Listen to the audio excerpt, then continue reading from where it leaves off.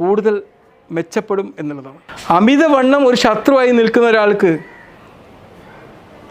വണ്ണം കുറയുന്നത് ഒരു മാസം കഴിയുമ്പോഴേക്ക് കാണാൻ പറ്റുന്നില്ല. ഞാൻ എത്രയോ ആൾക്കാരെ ഞാൻ നിരീക്ഷിച്ചിട്ടുണ്ട് ആ ഒരു കാര്യം.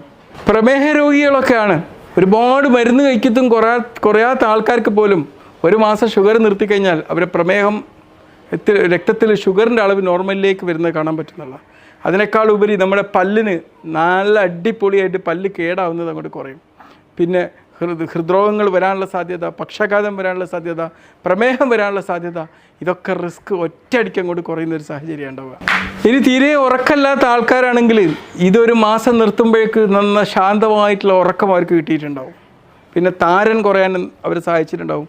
പിന്നെ പുരുഷന്മാരൊക്കെ ആണെങ്കിൽ അവർക്ക് പൗരുഷം, സ്ത്രീകൾക്കും കേട്ടോ ടെസ്റ്റോസ്റ്ററോൺ എന്ന് പറഞ്ഞ ഹോർമോണിൻ്റെ അളവ് കൂടിയിട്ടുണ്ടാവും. തീർച്ചയായിട്ടും നമുക്കിതിനെ മറികടക്കാൻ കുറച്ച് ബുദ്ധിമുട്ടുണ്ടാവും.